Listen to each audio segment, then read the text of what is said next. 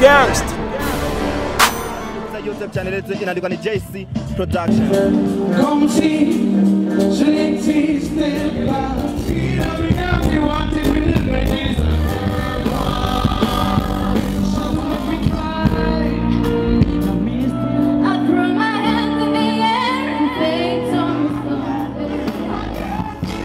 Nkuko musanzwe mumenyereye ni kuri JC Productions, media yanyu, media mukunda gose.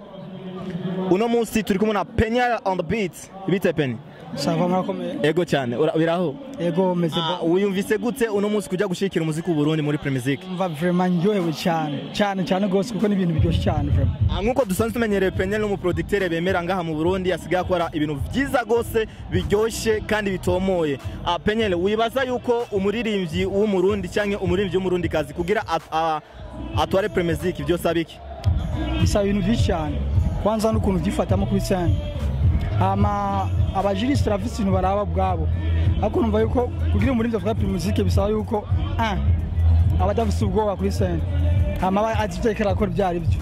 Akabisa sufu kwa sufu ya konta kenshi mu maji abantu babumva nyine nekara ririmba. Wohanura iki umuntu aza gutwara Premier Music uno munsi? Ndasabye vraiment umuntu aza gutwara Premier Music ntamire nk'abandi baririmba bazitwara gashobora bivamwo baje mu business yabo.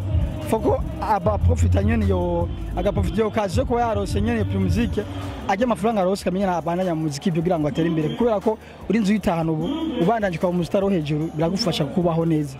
Nkuko tubonye Penyal yambaye logo ya Bounce Boy mu bafanzi benshi abariko baravuga ngo Satbi, Fizo and Diamond Platnumz ngo bafite ikintu bita Kanyaga, Konza Kikong hamwe na Love Control. Ico kintu kivuga mu iki Penyal? Ntacyo mvuze vraiment. Ico nzi gusa nuko bandi bumva ko bitoroshe nawe byumva. Merci sana. Yeah, merci beaucoup nawe. Wow.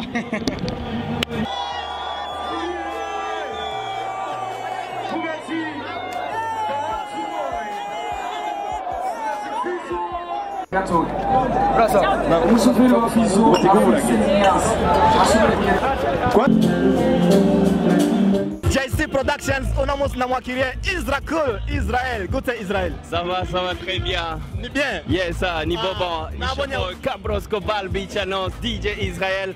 Wagwan. Nabonye no munsi wishikiye live muri Premier Music. Niye kintu washimishwa muri Premier Music? Bon, ikintu cya mbere no shimira ishiramwe Bralud yateguye ino higanwa Premier Music.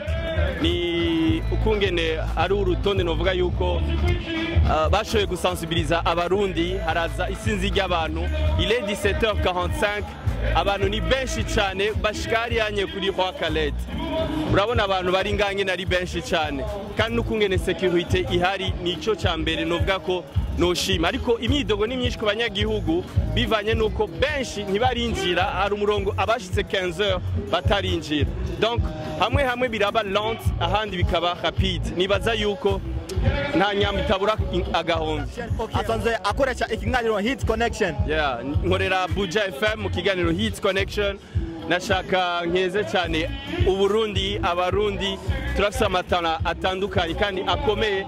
Urabona nkino stage niyo ngaha mu Burundi. Nimboneka rimwe ngaha mu gihugu cy'u Burundi igiteramo citabiriwe n'isinzi ry'abantu. Sinibaza yuko babaje kwera Diamond ariko la majorité baje kwera Diamond ariko la plupart nukubwera akazi k'abarundi. Big Fizo, Satura Mabaf, big up yourself.